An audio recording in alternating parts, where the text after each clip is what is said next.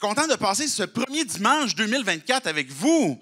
C'est cool ça. Et puis, je voulais qu'on puisse saisir l'occasion justement que, puisque c'est notre premier dimanche, mais que ce soit un dimanche que j'ai appelé hors série où on veut bénir, on veut apporter la bénédiction que Dieu veut sur nos vies, sur nos familles, sur notre Église. Et puis, je trouvais ça le fun aussi parce que l'année passée, en 2023, le dernier dimanche régulier qu'on a eu, à part les événements de Noël, que ce n'est pas des dimanches réguliers, on avait un baptême. Donc, on a terminé l'année 2023 avec un baptême qui était ce qu'on appelle dans notre jargon une ordonnance de Dieu. On suit ce que Dieu nous demande, on se fait baptiser. Et on commence la nouvelle année avec une autre ordonnance, la deuxième ordonnance que Dieu nous a donnée, qui est la communion, la table du Seigneur. Je vais vous expliquer ça tantôt, dans un instant, ce que ça implique.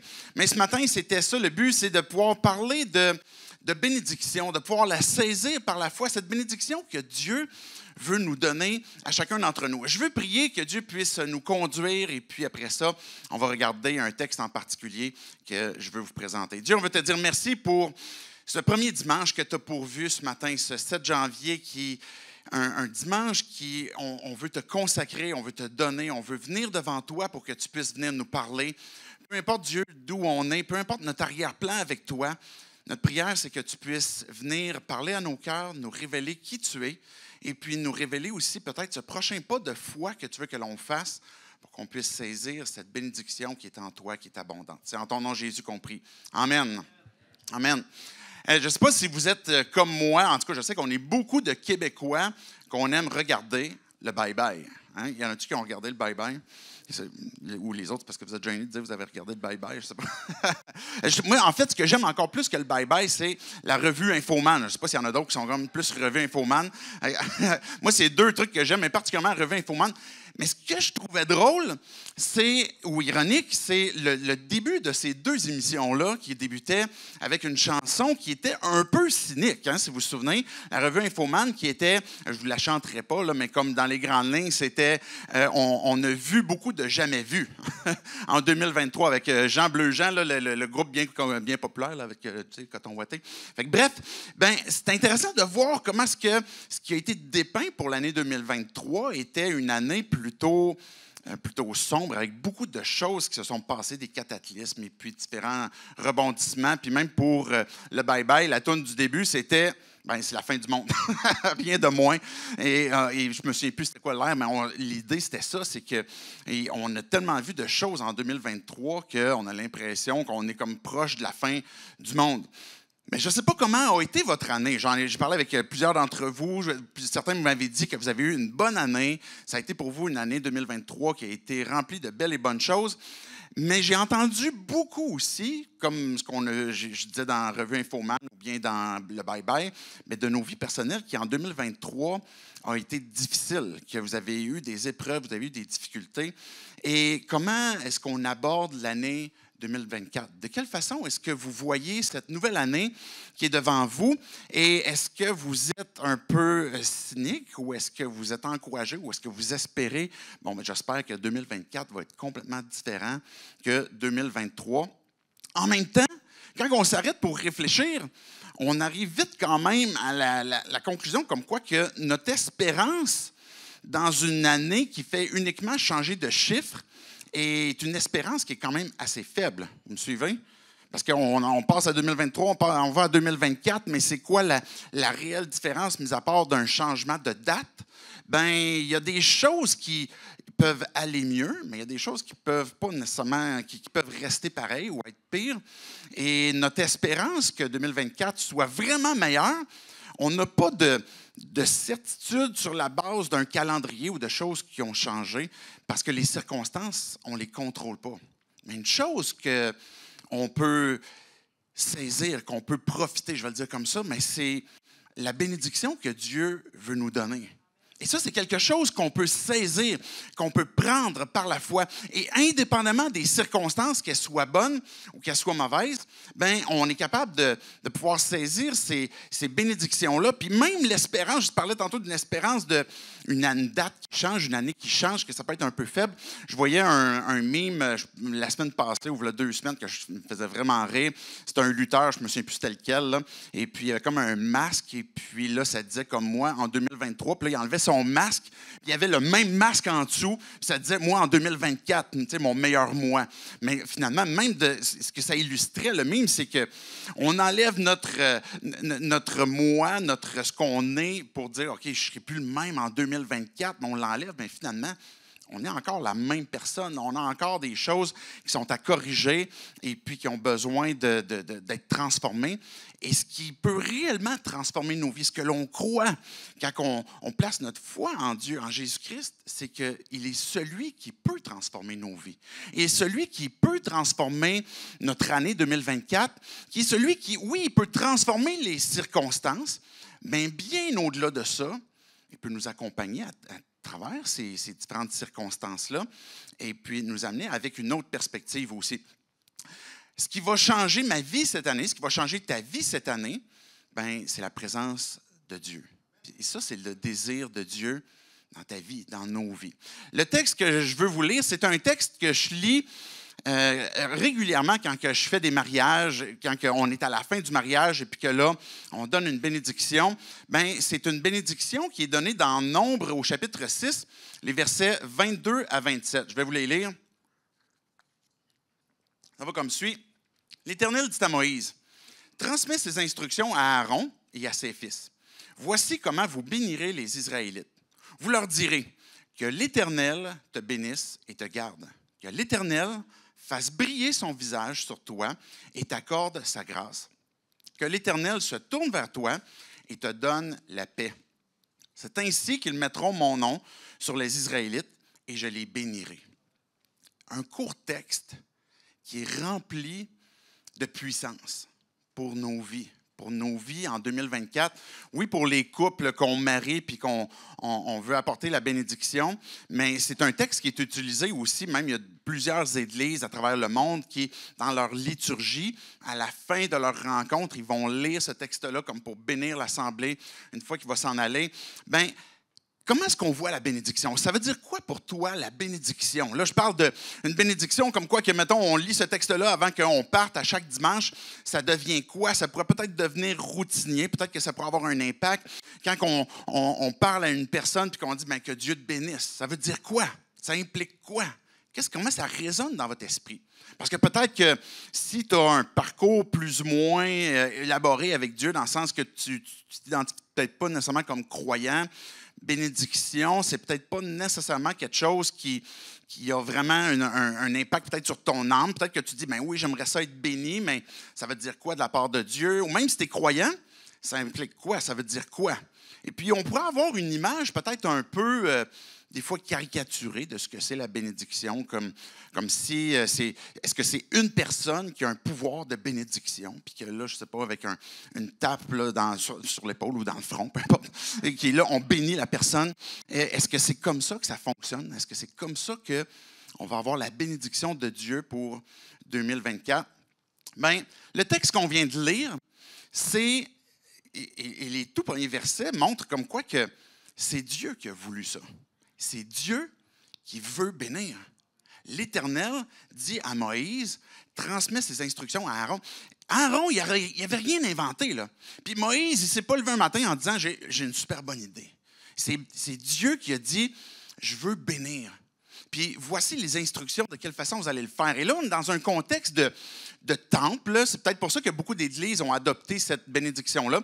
Dans un contexte où Aaron est celui qui est le prêtre et la famille qui va donner des descendants au prêtre. Et puis quand ils ont fini leur rituel au temple, que ce soit des sacrifices, que ce soit des fêtes, etc., bien, les fils d'Aaron bénissaient le peuple en les renvoyant avec cette bénédiction-là qu'on vient de lire. Et ça, c'était le contexte. C'était le plan de Dieu que de vouloir bénir.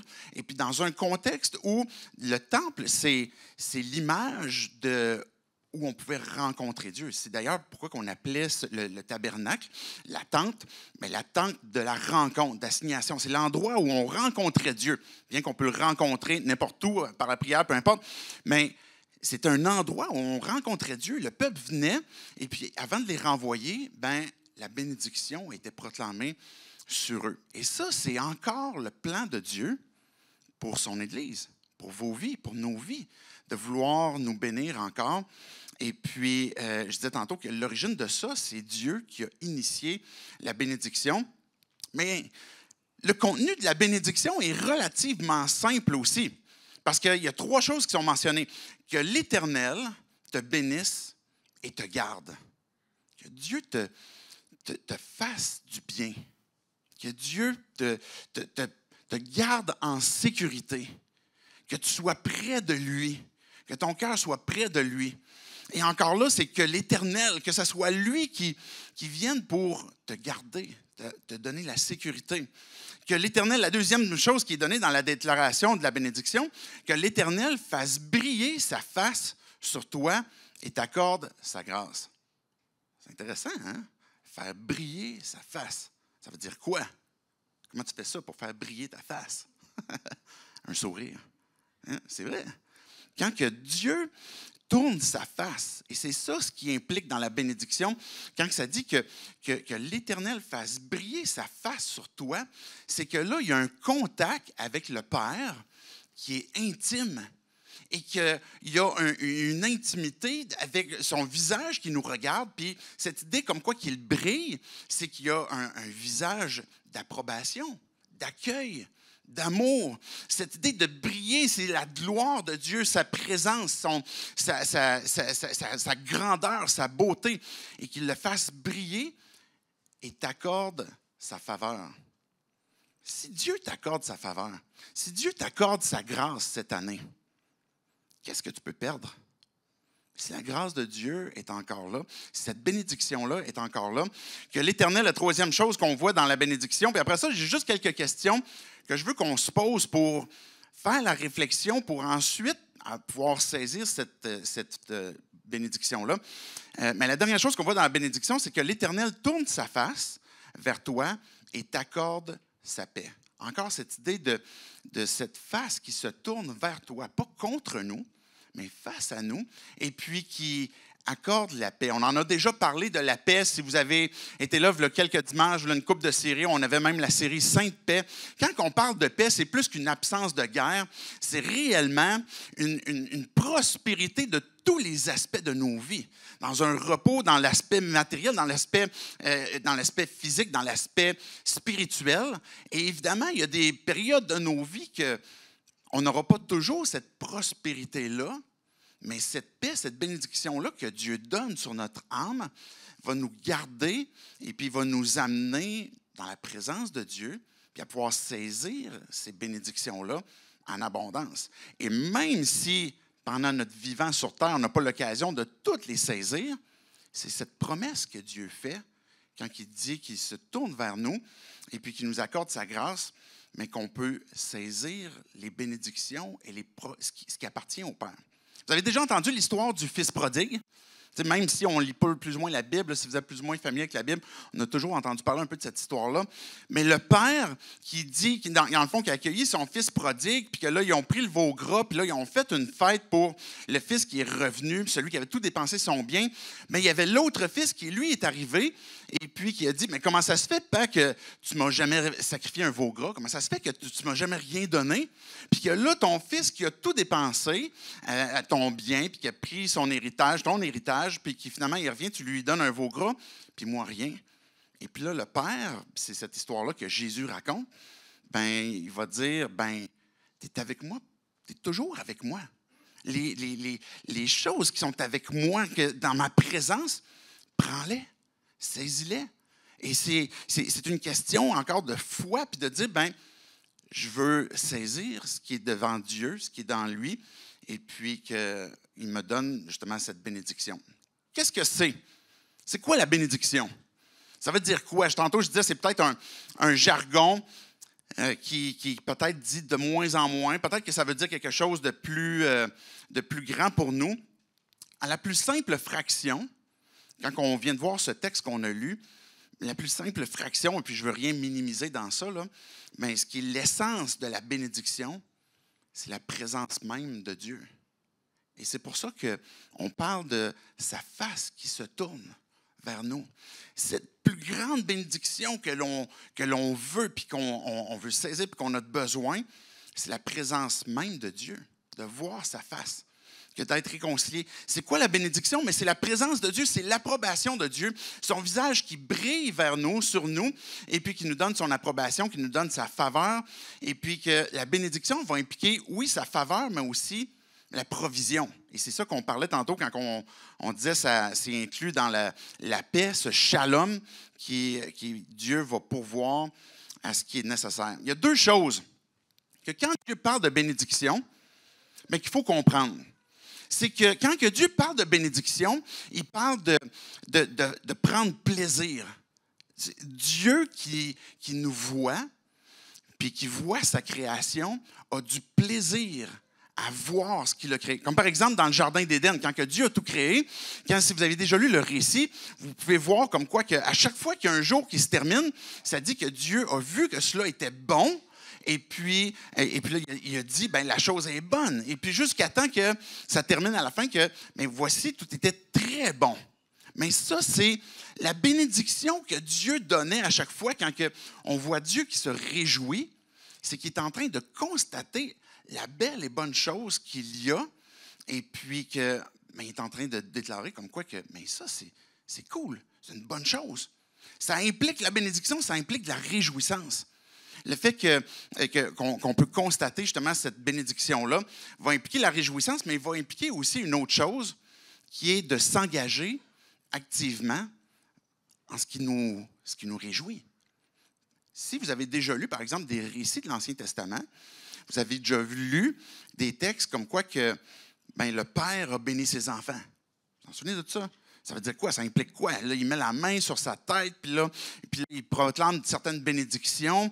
Et puis, je fais juste une citation rapidement dans Hébreux 11. C'est par la foi qu'Isaac a béni Jacob et Ésaü en vue de l'avenir. C'est par la foi que Jacob, au moment de sa mort, a béni chacun des fils de Joseph et s'est prosterné appuyé sur l'extrémité de son bâton. C'est par la foi que Joseph, à la fin de sa vie, a fait mention de la sortie d'Égypte des Israélites et a donné des ordres au sujet de ses ossements. Bien, cette idée d'engagement, c'est que le père qui voit ses enfants, qui voit comme quoi que c'est moi qui les ai créés.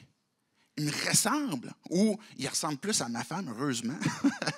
Je suis content qu'ils ressemblent plus à eux. Puis là, on voit qu'il y a des réjouissances. Là. On est content de voir les enfants.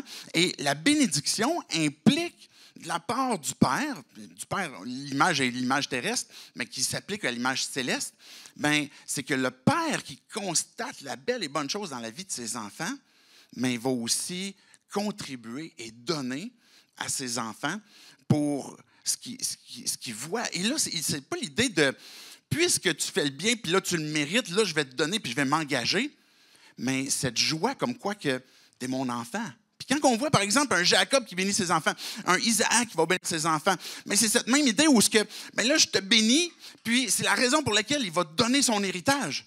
Parce qu'il va joindre à sa réjouissance, mais son engagement concret pour dire, je te bénis, je te donne, puis je veux que tu puisses profiter et jouer. Mais la vision de Dieu sur nous, quand il te regarde, il se réjouit. Et puis, oui, tu vas dire, il me semble que ce n'est pas toujours des belles occasions qui devraient se réjouir, mais Dieu, en nous créant, il nous a créés pour qu'on puisse être en relation avec lui. Et quand Dieu se réjouit de nous, il s'engage aussi pour donner, pour contribuer, pour donner son héritage. Et c'est ça que Dieu veut faire dans nos vies encore et qu'il veut s'impliquer. Fait que Dieu se réjouit et puis il s'engage, mais ça nous amène peut-être à l'autre question. On vient de voir, OK, c'est quoi la bénédiction? On a parlé que c'est un élément de réjouissance et puis d'engagement. En même temps, je fais souvent référence à bénédiction, littéralement, c'est dire du bien de. Fait que quand Dieu dit du bien de, s'il dit du bien de toi, la chose s'accomplit. Parce que si Dieu il dit, je vais t'accompagner, là, il est en train de dire du bien de, il va être là. Il va pourvoir à ce qui est nécessaire. Il va pourvoir sa présence. Mais la deuxième question, c'est, la bénédiction de Dieu, comment est-ce qu'elle nous est donnée? Peut-être que tu te poses la question ce matin, OK, je suis prêt à la saisir, je comprends un peu plus ce que c'est, mais comment, pour 2024, je vais la saisir? Il y a une chose importante qu'on doit comprendre, sinon même de se rappeler dans le processus pour obtenir la bénédiction. Parce que Dieu est bon, okay? Puis Dieu veut bénir. Puis Jacques, il nous dit dans sa parole, dans son épître, comme quoi que on est des enfants de Dieu. Là. Et puis les enfants de Dieu vont bénir, ils ne vont pas maudire. Si j'ai placé ma foi en Dieu, je vais proclamer du bien, je ne vais pas proclamer du mal, je ne vais pas être une source d'eau amère, je vais être une source d'eau douce, puis je vais proclamer le bon. Et ça, c'est parce que c'est la nature de Dieu. Dieu veut bénir, Dieu veut faire du bien, Dieu veut te bénir en 2024. Et ça, c'est son désir. Il va te donner son visage, le visage du Père vers toi pour te bénir. Mais il faut comprendre que si on parle de bénédiction, c'est parce qu'il y a aussi une malédiction. Il y a aussi une malédiction qui doit être comprise dans l'équation, qui est celle que le visage du Père n'est pas vers nous, quand on est séparé de lui. Et la raison pour laquelle on est séparé de Dieu dans notre système par défaut, parce qu'on est pécheur, ben c'est qu'on a la malédiction. La colère de Dieu est sur nous. Quand on comprend que, à cause de mon péché, à cause de mon état pécheur, je n'ai pas le visage de Dieu qui est tourné en ma faveur, mais plutôt le contraire. Je suis séparé de Dieu. Il y a une intimité qui n'est pas là. Puis je voudrais être dans la présence de Dieu, puis je voudrais saisir des bénédictions dans la présence de Dieu. Puis jusqu'à un certain point, même si je ne crois pas en Dieu, ou même si je crois, mais je n'ai jamais abandonné ma vie, je vais pouvoir saisir certaines bénédictions. Parce que sur terre, Dieu aime donner, il fait pleuvoir. En passant, la pluie, là, c'est une bénédiction dans la Bible, hein? Peut-être pas au Québec, là, mais la pluie, c'est une bénédiction. Fait que quand Jésus il dit qu'il fait pleuvoir sur les bons comme sur les incrédules ou sur ceux qui croient, il est en train de dire, je donne ma bénédiction à tout le monde, là. Je fais pleuvoir sur tout le monde, et puis, parce que la pluie fait pousser des choses. Mais on va pouvoir saisir des bénédictions, qu'on va appeler ça dans la grâce commune de ce que Dieu donne, puis on va pouvoir en profiter. Mais l'ultime bénédiction, qui est d'être dans la présence de Dieu, n'est jamais apportée, n'est jamais réconciliée, n'est jamais acquise si je suis encore sous la malédiction. Puis ce n'est pas parce que Dieu veut qu'on reste dans cet état-là. Fait que si la malédiction existe à cause du péché, mais de quelle façon est-ce que Dieu va pouvoir faire briller son visage sur nous? Si Dieu a fait la promesse, je vais faire briller mon visage sur toi, de quelle façon est-ce qu'il va accomplir cette promesse-là pour que ça puisse se faire? Et la bénédiction ultime, comme je disais tantôt, qui est d'être réconcilié avec Dieu, est permise à cause de Jésus. À cause de Jésus qui est venu et puis qui a porté notre malédiction. Puis quand on parle de Jésus, puis si vous êtes croyant, vous avez déjà entendu cette histoire-là, peut-être des dizaines de fois, des centaines de fois, je ne sais pas. C'est le point de départ quand même de toute bénédiction. Quand on se rappelle que la malédiction qui, face à mon péché, est tombée sur Jésus, va me rappeler le pourquoi est-ce que je peux saisir la bénédiction de Dieu. Si la malédiction, la parole a dit que malheur quiconque, une malédiction pour quiconque est pendu au bois, dans Galates. Et ce que ça veut dire, c'est que Jésus a été pendu au bois, il a été crucifié. Malédiction, c'est-à-dire que la malédiction de Dieu, du Père, est tombée sur Jésus pour qu'on puisse, nous, recevoir la bénédiction de Jésus sur nos vies. Et ça, c'est la raison pour laquelle on peut être béni. Et au-delà de bénédictions spontanées, momentanées, terrestres, dans la grâce commune, mais de l'ultime bénédiction qui est d'être réconcilié avec Dieu, mais ça, c'est permis parce que ma malédiction, c'est-à-dire d'être séparé de Dieu à cause de mon péché, est tombée sur Jésus-Christ qui a porté cette malédiction-là puis qui a été séparé d'avec Dieu. La base de la bénédiction dans nos vies, c'est l'Évangile. On ne peut pas saisir la bénédiction si on ne comprend pas l'Évangile et le pourquoi est-ce qu'on peut la saisir puis l'obtenir. Puisque Jésus est mort, ressuscité, puisqu'il a porté ma malédiction, mais je peux maintenant porter sa bénédiction. Et ça, c'est complètement fou.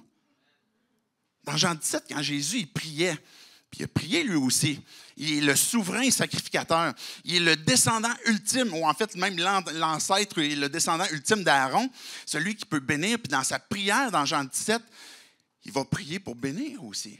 Mais je veux que là où je suis, je suis en train de citer par cœur, là, j'espère que je ne ferai pas trop d'erreurs, mais là où est-ce qu'on est, puis il est en train de parler à son Père, mais que ceux que tu m'as donnés soient avec nous, puis qu'on soit un. Puis la gloire que tu m'as donnée avant même la fondation du monde, je veux que tu leur donnes la gloire de Jésus, la gloire de Dieu, qu'elle soit sur nous. L'amour que tu m'as aimé en quantité et en qualité. L'amour que le Père a eu pour le Fils, c'est le même amour qu'il place sur nos vies. Ça, c'est capoté. C'est la bénédiction de Dieu. Jésus est celui qui a proclamé l'ultime bénédiction pour dire, je veux là où je suis, puis que je suis avec toi, Père, on est un, et ceux que tu m'as donnés soient avec nous aussi. Dans le lieu le plus désirable, le lieu de bénédiction. La réponse de comment est-ce que Dieu accomplit cette promesse de faire briller son visage sur nos vies, c'est parce que Jésus est venu donner sa vie. Dieu avec nous, Emmanuel, celui qu'on a proclamé à Noël comme quoi que c'est Dieu incarné. Puis comme le minuit chrétien qu'on chante, que vous avez peut-être entendu, mais le courroux, la colère de Dieu, la malédiction est tombée sur Jésus pour que nous, on puisse être sauvés. De comprendre ça, de se rappeler le processus va nous permettre d'éviter peut-être certains écueils. Je pense qu'il y a deux problèmes qu'on peut avoir face à la bénédiction. Pourquoi est-ce qu'on ne la saisit pas bien? Il pourrait y avoir un premier problème qui est une forme de... Je vais prendre la bénédiction un peu comme... J'ai tiré le gros lot, j'ai tiré comme la loto et puis avec Dieu, puis maintenant il va me donner tout ce que je veux sur terre pour que je puisse être dans la bénédiction, dans ma compréhension de ce que c'est la bénédiction. Puis c'est une forme d'évangile, puis c'est un mot qu'on utilise à l'occasion, là, mais c'est un évangile de prospérité, c'est-à-dire que l'emphase est beaucoup plus placée sur notre propre vie, notre propre désir, et de voir Dieu comme étant quelqu'un qui est un peu le génie de la lampe, qui va comme apporter nos bénédictions qu'on voudrait avoir, et puis qu'on pense que, là, je suis en train de réellement saisir les bénédictions de Dieu. Mais ça pourrait être un écueil. Mais il pourrait y avoir un autre type d'écueil aussi, ou de façon de voir qui nous tire dans le pied, qui est, si ce n'est pas un évangile de prospérité, à l'inverse, ça pourrait être un évangile d'austérité. Celle-là, vous ne l'avez peut-être pas entendu, c'est moi qui viens de l'inventer. Évangile d'austérité ou un évangile d'ascétisme qu'on voit dans la Bible. Ça, c'est, je ne mérite pas. Je vais pas la saisir. Parce que je ne mérite pas que Dieu me donne. Je ne mérite pas d'obtenir. Je ne mérite pas que Dieu me fasse grâce. Je ne mérite pas que Dieu me donne autant. Je ne mérite pas d'avoir ça. Et ça, là, c'est les deux, que ce soit un évangile de prospérité ou un évangile d'austérité, les deux sont pareils. Parce que les deux sont centrés sur l'homme. Les deux sont centrés sur nous, sur notre performance, notre capacité, ce que nous, on veut, plutôt que d'avoir une compréhension de la souveraineté de Dieu.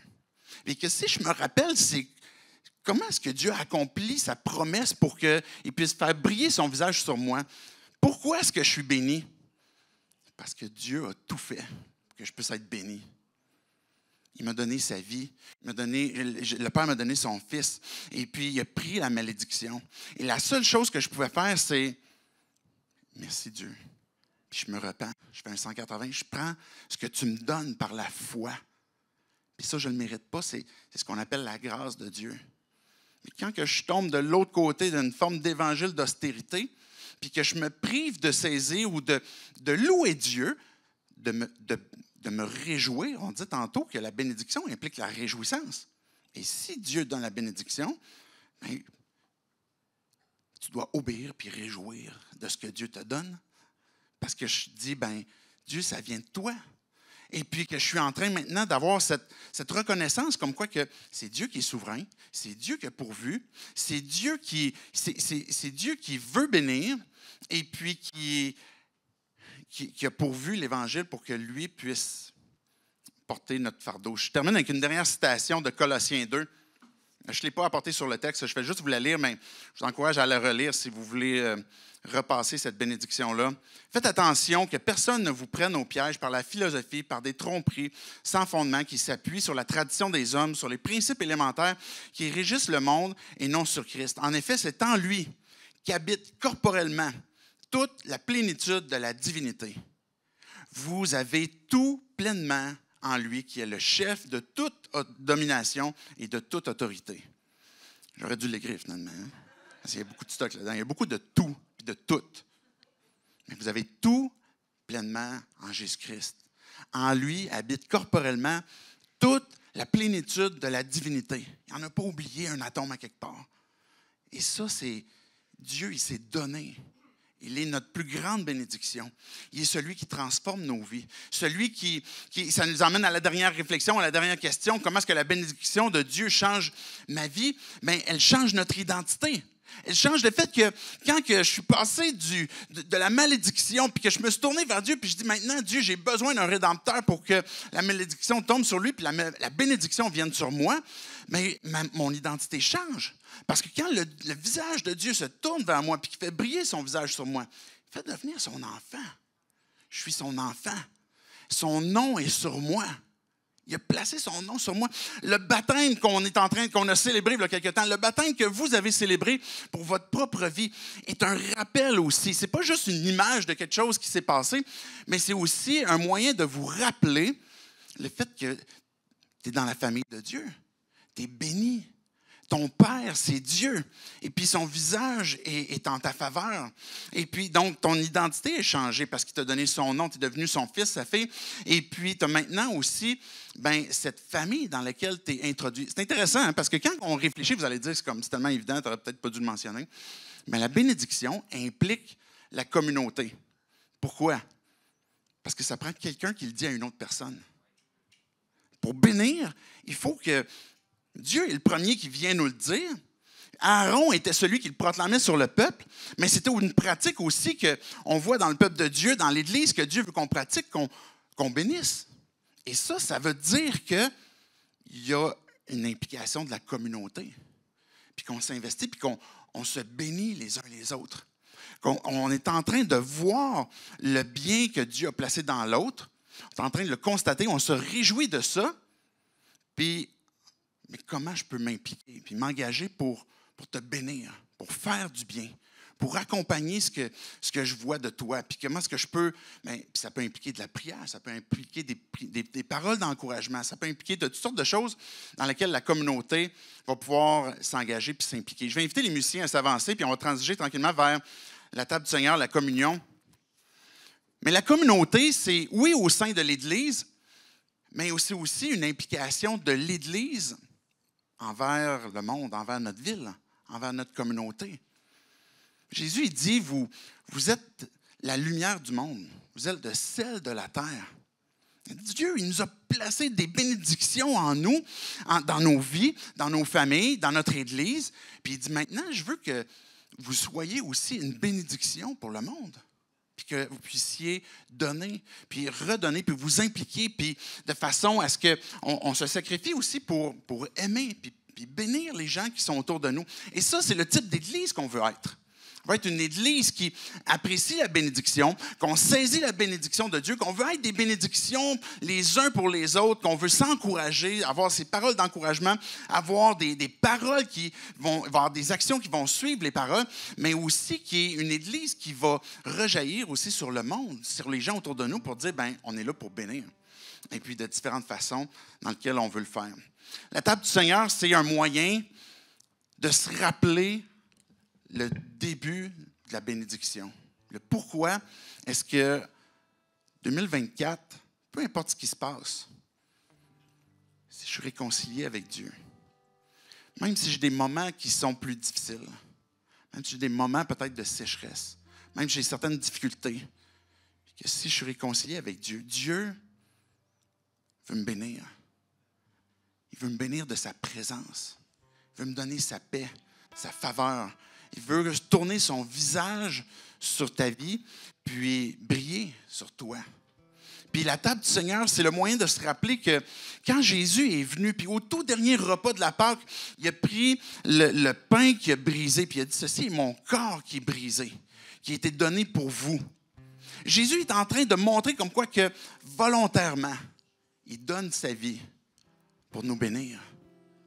Quand il a pris la coupe, il a dit, ceci est mon sang, qui illustre le pardon du péché, le pardon de tous les péchés qu'on peut faire, de l'état de notre âme qui est pécheur. Puis il dit, mais ce sang qui est donné, au moment que Jésus est mort, son sang a coulé. Il nous rappelle le pardon qu'il nous offre, parce qu'il a donné sa vie pour que nous, on ne soit plus morts, mais que par sa mort, on puisse obtenir la vie éternelle. Puis on se rappelle que Jésus, c'est ce qu'il a donné, et puis qu'il est ressuscité, et qu'aujourd'hui, on le célèbre. On chante pour lui. On vit pour lui. Puis on déborde de cette bénédiction parce que Dieu a été le premier à nous avoir aimés. J'aimerais juste avant que vous venez à l'avant, la façon dont ça va fonctionner, vous pouvez venir en avant, vous allez prendre un petit morceau de craquelin, un petit morceau de jus qui va rappeler cette image que Dieu nous a donnée.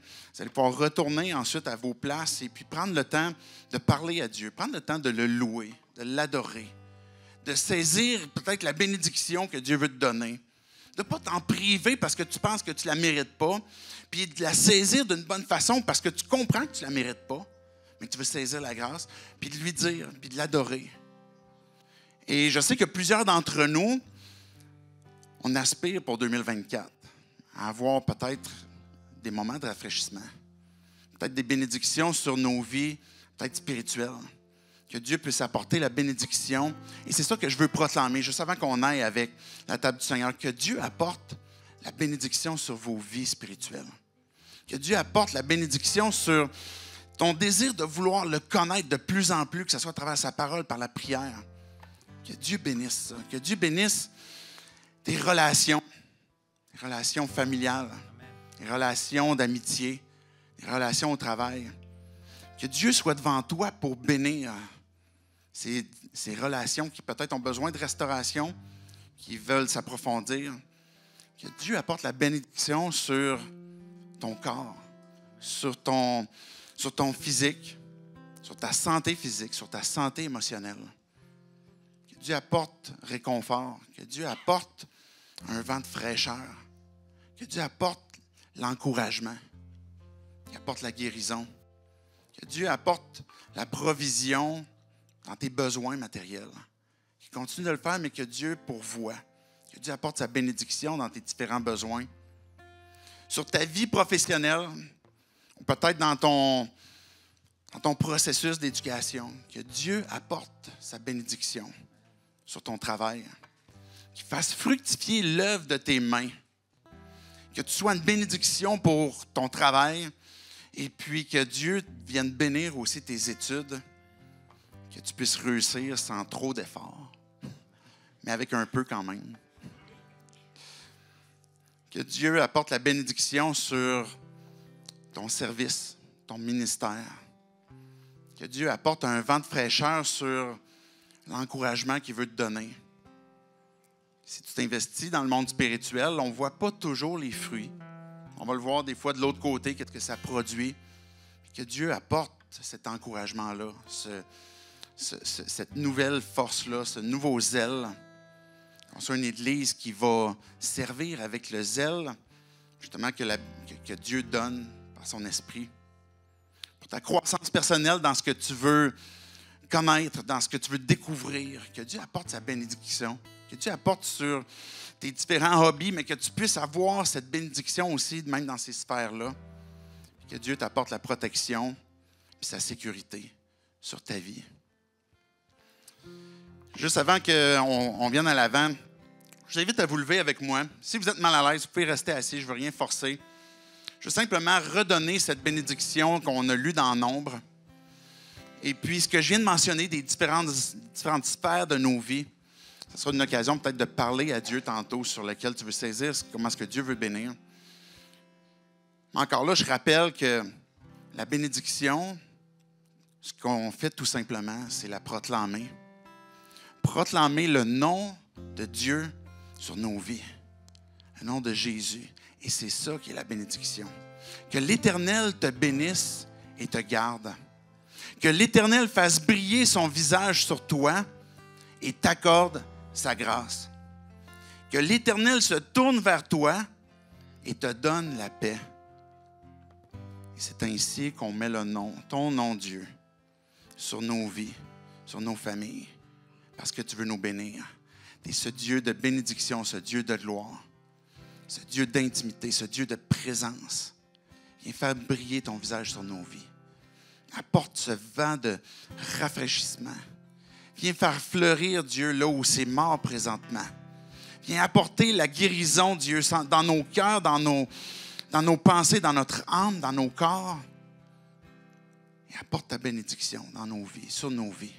Et donne-nous, Dieu, de te goûter, de te voir, de te connaître de plus en plus. Donne-nous, Dieu, d'être passionnés de toi. Et utilise-nous, Dieu, pour bénir aussi autour de nous. Et c'est en ton nom, Jésus, qu'on prie ces choses. Amen. Amen.